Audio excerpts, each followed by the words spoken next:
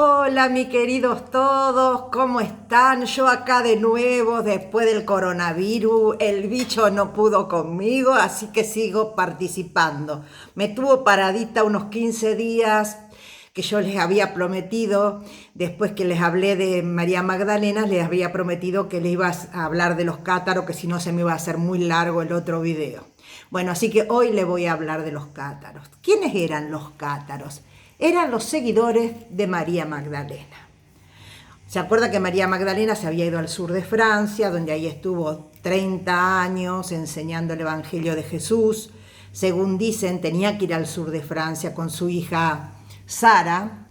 Se supone cada vez más que Sara se debía casar con un cátaro para seguir la línea de la sangre pura de Jesús, el puro linaje. Y allí estuvo María Magdalena y allí fundó estas comunidades tan hermosas. Se llamaban cátaros porque cátaros significa puros. Por eso cuando se dice se hace catarsis, purificación. Los cátaros eran un grupo de personas que, ya les digo, siguieron todas las enseñanzas de Jesús dadas por María Magdalena, pero se llegaron a ser muy famosos, tuvieron muchos seguidores en el siglo XI, del siglo XI al siglo XIII. Porque ¿qué pasaba? La gente los veía que eran amorosos, solidarios, humildes. Ellos creían en la reencarnación, claro, como todo cristiano del momento. Todos los cristianos hasta el año 325 en el Concilio de Nicea, cuando Constantino dijo que no tenían que creer en la reencarnación, hasta ahí se creyó siempre en la reencarnación.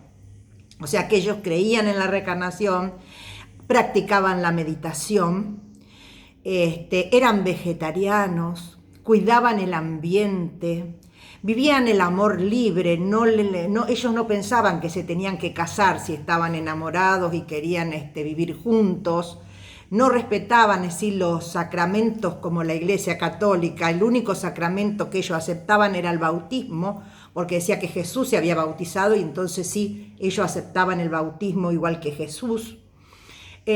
La gente los quería mucho y llegó el momento en que tenían muchísimos seguidores, porque además de todos los que lo querían seguir normalmente, los burgueses, como era una religión la de los cátaros que no les cobraba el diezmo y eran igual que seguían a Dios, amaban al prójimo, entonces en lugar de quedarse en la iglesia se iban con los cátaros, que no les cobraba nada. Y también empezaron a ayudarlos los templarios. Estos además de hacer meditación eran gnósticos, es decir, creían en el autoconocimiento. Ellos pensaban que el hombre conociéndose a sí mismo iba a encontrar a Dios y que no necesitaba de una iglesia porque se podía comunicar tranquilamente desde su llama divina, se podía comunicar directamente con Dios. Y los templarios, que yo les decía, que también los siguieron a los cátaros, era un grupo, ustedes deben haber escuchado hablar de los templarios, las películas de caballería, es decir, todas las épocas de la Edad Media, todos estos trovadores que le cantaban al amor, estos hombres nobles, tan hidalgos. Ellos tenían un grupo de caballería. Miren cómo serían de humildes estos nobles, que su escudo era un caballo con dos cátaros, con dos nobles arriba, como diciendo que eran humildes, ¿no? Ese era su escudo. Y bueno, cuando iban a la lucha, iban vestidos de blanco con una cruz roja, tipo cruz de la que conocemos como cruz de Malta nosotros. Ellos, ¿qué hacían estos caballeros nobles templarios? Ellos habían formado un ejército para proteger a los peregrinos que iban al Santo Sepulcro, porque si no eran atacados por bandidos en el camino. Entonces ellos se decidieron a decir, bueno, vamos a proteger a las peregrinaciones. Y además protegían al Santo Sepulcro y además protegían al Santo Sudario. Pero se dice que también, medio en secreto, protegían al linaje de Jesús. O sea que seguían protegiendo a los cátaros. Entonces, ¿qué pasó? Cuando la iglesia se dio cuenta que se le iba a la gente y que los cátaros estaban atrayendo tanta gente para su, digamos, iglesia, pero no era una iglesia en sí, era una comunidad. Entonces mandaron a Santo Domingo a ver si por las buenas los podía convencer a estos herejes, porque para la iglesia los cátaros eran herejes, porque decían que no reconocían a los sacramentos más que el bautismo, porque decían que a Dios no necesitaba ir a una iglesia, sino con Dios uno podía tratar desde su corazón, desde su llama divina. Por eso lo trataban de hereje. Entonces lo mandaron a Santo Domingo a que los convenciera. En esta época Santo Domingo funda a los dominicos y según él dice que la Virgen, él pidiéndole a la Virgen que los ayude a combatir a estos herejes, la Virgen le enseñó a rezar el Santo Rosario. Así dijo Santo Domingo, que se lo había enseñado a la Virgen para combatir a los cátaros. Yo no creo que sea así, al contrario, pero bueno, eso es lo que dijo Santo Domingo. ¿Y qué pasó? No los pudo convencer a los cátaros. Los cátaros siguieron siendo con su manera de ser, humildes, meditadores, trabajadores. Ellos se llevaban bien con los judíos, se llevaban bien con todos, porque era gente muy solidaria. Entonces, como no lo pudieron convencer por las buenas, empezaron a perseguirlos, a torturarlos y después los quemaban vivos. Tal es así y que primero lo hacían como en la Inquisición, un juicio, pero en el juicio siempre terminaban perdiendo, aunque la gente que los llamaba, la gente que iba como testigo decía, son gente buena, son gente honesta, todo el mundo decía que no tenía nada malo que poder decirle a la iglesia de los cátaros, simplemente, bueno, que no creían lo mismo que ellos.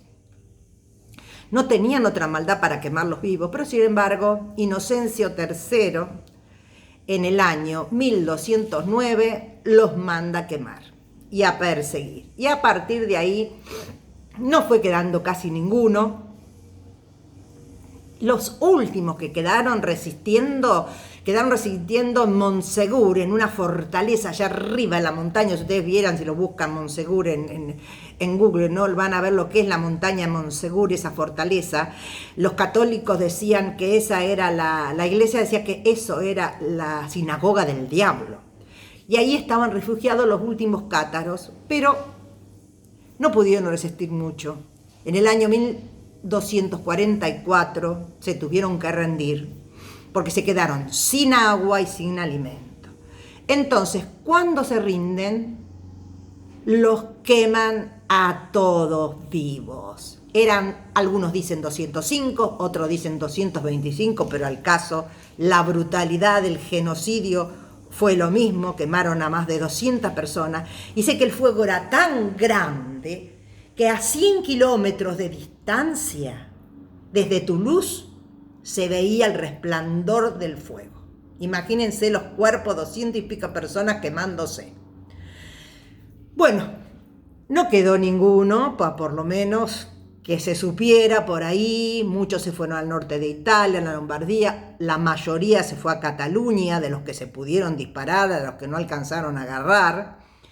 Y como después que mataron a todos los cátaros, ¿qué pasó? En el año 1306 expulsan de Francia a los judíos. Bueno, se tienen que ir todos los judíos. ¿Qué pasa? Cuando expulsan a los judíos se le viene abajo la economía a Francia. Entonces, de algún lado había que sacar plata. El rey Felipe IV estaba endeudado hasta la cabeza con los templarios. Y la iglesia estaba también mal con los templarios porque decía que los templarios eran también cátaros, porque protegían seguramente a los cátaros. Lo empezaron a perseguir a los templarios, pero lo que en realidad quería la iglesia y el Estado era la plata de los templarios. Porque ¿qué pasó con estos templarios? Estos cuando se dedicaban a cuidar el Santo Sepulcro, que ellos se dedicaban a proteger a los peregrinos, entonces como tenían una tarea tan loable, el gobierno y la iglesia los había como digamos, librado de todos los impuestos y ellos no tenían que rendirle cuenta a ninguna autoridad civil. Ese era el pacto por lo que ganaban los templarios por hacer semejante servicio. Entonces, ¿qué pasó? Al tener libre circulación, al no tener que pagar impuestos, los templarios empezaron a hacer negocios y se hicieron muy ricos. Y terminaron siendo unos banqueros, siendo prestamistas. Y no solamente le prestaban a la gente común, sino le llegaron a prestar al gobierno de Francia. Le prestaron al gobierno francés y estaban endeudados hasta la cabeza con los cátaros. Entonces, ¿qué fue mejor? Que los templarios. Entonces, ¿qué fue mejor para el Papa Clemente V? Ponerse de acuerdo con Felipe IV y decir, bueno, terminemos con los templarios. Y de esa manera no solamente los mataban los templarios, sino que se quedaban con su dinero y con sus tierras, porque eran nobles con muchas tierras y eran grandes banqueros, ¿no? Fueron los primeros banqueros, en realidad fueron los inventores del banco, los templarios. Bueno, entonces, ¿qué pasa? La iglesia termina con los cátaros, termina con los templarios. Pero en realidad, el último templario que lo logran matar en 1314, que era Jacques de Molay. Jacques de Molay quiso decir, bueno, si me van a matar, si me van a quemar, quémenme pero mirando hacia Notre Dame. Pero Notre Dame, para los templarios, Nuestra Señora era María Magdalena. Ellos querían mirar el templo, Nuestra Señora, que era para ellos María Magdalena. Y así lo quemaron. Cuando lo queman, a Jacques de Molay, él larga 2 profecías, que se cumplieron las 2. Le dice a Felipe IV que por 7 generaciones va a ser maldita las generaciones posteriores a él, ¿no? Y tanto a Felipe IV como a Clemente V les dice, y ustedes se encontrarán antes de un año conmigo rindiendo cuenta en el cielo. Y fue así que los descendientes de Felipe se murieron todos de una manera medio rara, imprevista, y que esta quema de este último templario fue en el año 1314 y fue el 18 de marzo y el 20 de abril, al mes siguiente, se muere Clemente V. Y el 29 de noviembre del mismo año se muere Felipe IV. O sea que ambos tuvieron que rendir cuenta al cielo ese mismo año. De nada les sirvió haberle sacado toda la plata y la tierra a los templarios. Bueno, parecía que ahí había terminado toda la matanza, que ya no quedaba más nadie. Pero en el año 1321 quedaba el último cátaro, por lo menos de lo que se sabía, ¿no es cierto? Que era Villabat, era Guillermo de Villabat. Guillermo de Villabat, cuando lo están quemando, también dice una profecía. Pero esta profecía de Guillermo Villabat a mí me llena de emoción. Porque acuérdense que era el año 1321. Y él dice cuando lo están quemando, no importa, dentro de 700 años se abrirán los cielos y reverdecerán los laureles. Ustedes saben que los laureles es símbolo de triunfo. O sea que iban a reverdecer otra vez los cátaros. ¿Y saben qué? Nos quedan tan poquito tiempo, el año que viene, faltan 3 meses para el año que viene, y quizás ya sea en la época, aunque creo que esto fue en agosto, ¿no? O sea que todavía del año que viene por ahí habría que llegar a agosto para que reverdecieran los cátaros otra vez. Porque realmente los cátaros eran gente muy buena, son gente muy buena, todavía hay cátaros en este momento. Los cátaros y los gnósticos es más o menos lo mismo. Y yo no sé por qué la iglesia realmente los consideraba herejes, porque no hicieron más que seguir a los evangelios que ellos les llamaban apócrifos, ¿no? Porque apócrifos no quieren decir que no son verdaderos, que son falsos. Apócrifos quieren decir escondidos. Y en el año 1945, en Egipto, se encuentran 52 manuscritos que son más importantes que los de los famosos de las cuevas del Mar Muerto. Estos 52 manuscritos son evangelios de los apóstoles, escritos por los apóstoles de Jesús, entre ellos Tomás, su hermano mellizo, con otro que era mellizo de otro de sus hermanos, que era Tomás, el hermano de Jesús, muy fiel seguidor, donde habla de que Dios, que todos somos hijos de Dios, que no era Jesús solo hijo de Dios. Y eso la iglesia no le gustaba, que dijeran que todos éramos hijos de Dios y que dijera que no era necesario ir a una iglesia porque Dios estaba en todas partes. Dice ese evangelio que se encontró en 1945, dice, ustedes levantarán una piedra y me encontrarán a mí, ¿no? Y entonces decía la iglesia, son panteístas, creen que Dios está en las piedras, en las plantas, en las montañas, son panteístas, son herejes. Pero bueno, ya les digo, todos los que siguen este evangelio, estos evangelios apócrifos, los gnósticos, son gente maravillosa. Ellos también ahora tienen su obispo, pero su obispo trabaja como cualquier hijo de vecino para mantenerse. Y les voy a contar una experiencia. Los que me conocen bien saben que cuando quiero algo voy para adelante. Una vez estaba en un curso de astrología y el profesor hablaba que teníamos desarrollado el 3% solamente de la mente. Y que bueno, y entonces yo ahí nomás le pregunté, ¿quién tiene desarrollado el 97% de la mente? Y él me dijo, y los maestros. Y yo le digo, ¿hay algún maestro vivo? Y me dice, y sí, ¿dónde? Le pregunto. Y me dice, el maestro Lakshmi en Venezuela. Ay, le digo, que lo quiero conocer. Dice, no, dice, para conocer al maestro Lakshmi solamente se lo puede ver en un retiro espiritual que se hace en la montaña, en un convento, en los Andes, y hay que tener rendido primera cámara gnóstica. Y bueno, como yo no le tengo miedo al estudio, fui durante un año, fui a clase a Junín a aprender primera cámara, rendí primera cámara y en diciembre estaba en Venezuela para conocer al maestro. Entonces llego a la iglesia gnóstica de Caracas, ahí me iban a dar alojamiento, me dijeron mis compañeros, con mi mochila, con mi colchoneta, me acosté, dormí en el suelo, andaban las lagartijas por ahí, por el piso, porque el clima tropical, vieron que andan lagartijas por todos lados. A las 4 de la mañana tocan el timbre, llega un muchacho, desparrama su colchoneta y se acuesta y duerme al lado mío. A la mañana siguiente nos levantamos y me dice, Griselda, vos no vayas a comprar, porque yo iba a salir a comprar para comer, y me dice, no vayas para comprar porque estamos en zona roja. Es muy, muy, muy peligroso.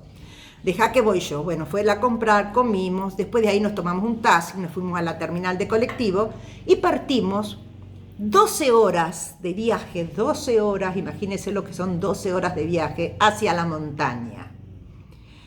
En esas 12 horas hablamos, comimos, dormimos, nos bajábamos del colectivo, íbamos al baño, comprábamos algo para comer, seguíamos charlando, seguíamos comiendo. Después de 12 horas llegamos al convento. Yo tenía una casita alquilada porque no iba a poder dormir con tanta gente ahí en el convento. Me había alquilado una casita por ahí cerquita. Y al otro día, cuando se inaugura este evento, empiezan a presentar a los obispos gnósticos de todo el mundo. ¿Y qué va? Cuando dicen, les voy a presentar ahora al obispo de Argentina. ¿Y saben quién era el obispo de Argentina? El muchacho que había dormido conmigo en la colchoneta al lado, que había viajado y charlado y comido y dormido durante 12 horas. En ese momento mi cabeza estallaba ¿Vieron cuando uno quiere pensar en un ratito qué dijo en 12 horas? Porque digo, ay, ¿qué debo haber dicho? Y era un obispo, por Dios, ¿cómo habré hablado? ¿Me habré dicho malas palabras? ¿Qué habré dicho? Pero estaba desesperada. Pero la cosa es que, ¿vieron? Yo dije, no me hubiera pasado lo mismo de dormir al lado de un obispo católico y no darme cuenta. A usted no le hubiera pasado lo mismo viajar 12 horas en un colectivo con un obispo católico y no darse cuenta. En cambio, yo viajé 12 horas y dormí al lado de un obispo gnóstico y no me di cuenta que era un obispo. Eso es lo bueno, que viven tan humildemente como nosotros. Así que, bueno, hoy en día también hay cátaros. Los cátaros tienen hoy un líder que se llama Juan de Sangrial. Este líder nació en Rusia en el año 1946, estudió en la Universidad de Escuelas de Lenguas Extranjeras, es traductor, trabajó muchos años de traductor. Además, estudió música en el Conservatorio Tchaikovsky y es poeta, músico. Él dice que se dedica a tocar temas de Mozart, de Bach, de Beethoven, cuando no sabe más cómo expresar su amor. Y de esa manera expresa el amor que siente por la humanidad. Escribió más de 550 libros, hace conferencias, se encuentra con todos los líderes religiosos del mundo. Y los que lo conocen dicen que conocer a Juan de Sangrial es como conocer a un niño por su inocencia, conocer a un anciano por su sabiduría y conocer a un padre por su gran corazón. Y cuando le preguntan a Juan de Sangrial, maestro, aconséjenos, ¿qué tenemos que hacer? ¿Qué tenemos que hacer? Y él les dice, tienen que ver la luz. Pero ¿saben dónde tienen que ver la luz? No en ustedes. Vean la luz en cada uno de los demás. Vean la luz en los demás. Y yo he probado hacerlo y no saben qué bien que resulta. Porque cuando uno empieza a ver la luz en los demás, deja de juzgar y vive mucho más amorosamente. Bueno, hermanos queridos, espero que les haya gustado. Si les gustan, den un like o no. Suscríbanse al canal para que podamos seguir viéndonos, que les siga contando estas perlitas que vengo recolectando en cuarentena. Namaste.